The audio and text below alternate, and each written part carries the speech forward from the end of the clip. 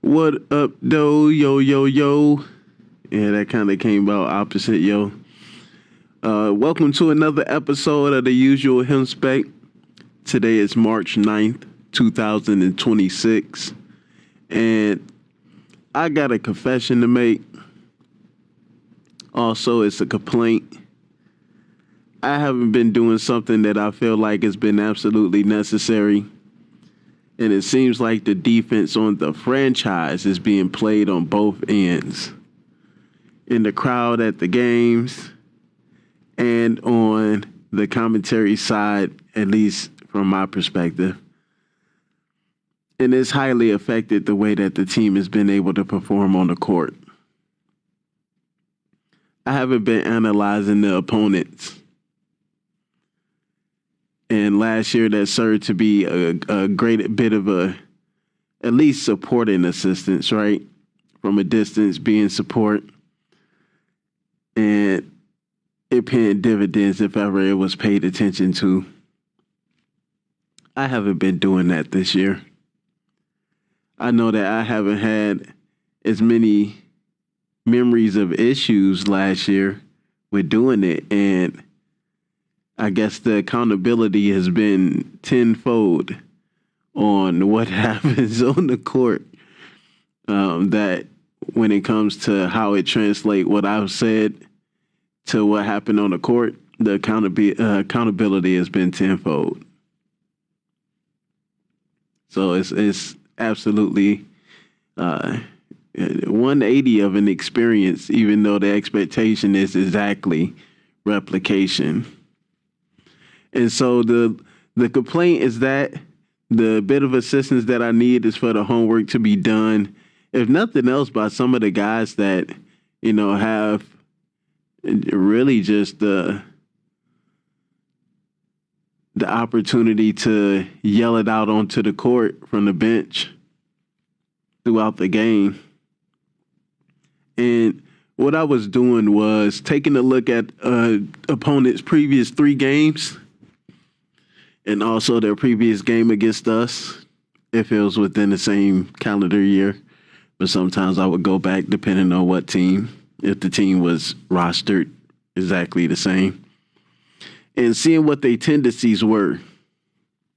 And looking at the stat sheets, because it wasn't much video that I could watch. I could watch some of the stat line highlights, and sometimes it wouldn't match up. Like if it was, let's say, when Kevin Huerter was on the Atlanta Hawks, 1 for 4 shooting night, but the one made shot I would click on, and it would be some other player doing some other thing, maybe a turnover. It wouldn't be of Kevin Huerter taking the shot. So sometimes it was that issue on a website.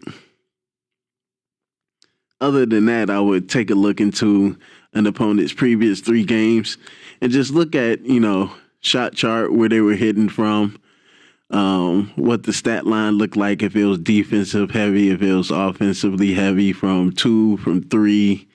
Was it dunks? Was it free throws? How did they do on the rebound battle? And then just point out some of the highlights of how it is that they got there.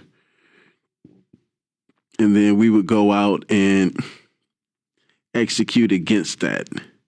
And it was kind of as if it was a walk in the park, is what it would look like. Without that, it looks like it's completely different. We have no clue. But the one thing that we can do is just dictate the game, which was another thing that I was encouraging us to get great at, was dictating the game. If we weren't going to be students of the game and really pay attention to our opponents and take it as research assignments for every single game and have some rhythm towards that. I know the modern day format of the NBA off the court doesn't leave much space for it. And then just taking care of personal matters probably eats up the rest of the time. I want to encourage having a stat buddy, but it's too many conniving people out there. I would say have a stat buddy in your life, but it just seems like it's not much value as far as people out there. But I encourage you to find a stat buddy if you can that can really look at the upcoming opponent, have a conversation with you, get you in the mentality about what the team does that you're getting ready to face, and then you echo that down to the team. I guess that's more so of a message to Cade and Tobias Harris, Beef Stew, Ron Holland for sure. Like I feel like if Ron Holland and Arsar Thomas take that to heart, oh well, I guess now Arsar has a lot of time to do that. And shout out to Javonte Green. It was completely disrespectful for me not to bring your name up when it came to who could eat minutes from Ron Holland. Like, duh, right? And you do a great job at it. Also, I guess that was more experience oriented for Chaz Lanier, which I'm still calling for that. Eat that experience up, young dog.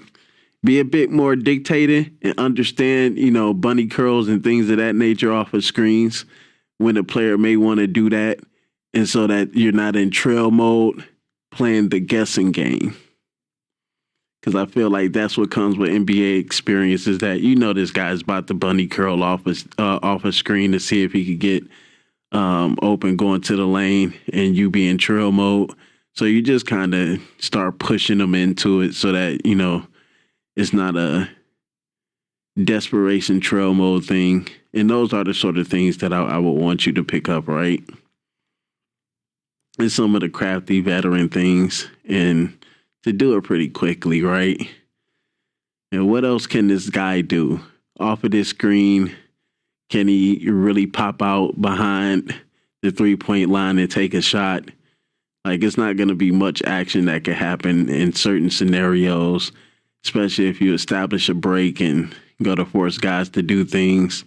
And then knowing that they feel the pressure because they can't stop you offensively either, right? Or they can get only certain stops and it's not even guaranteed against you offensively. But yeah, I guess, those guys can take, back to what I was saying, those guys could take the time to really analyze teams because the defense is being played on both sides of the franchise. And it's funny that I say that. But I do want to be transparent about that. So I will do what I need to do to get back to analyzing teams, opponents that we face. You see, I'm coming out with this episode pretty early. I feel like that's what's been missing, but the defense is turned up and the accountability is extra real. So, I lead this episode here. Know that I'm working on that. Cover down for me as best as possible. Cover down for me. And I'll see what I can come up with. Deuces.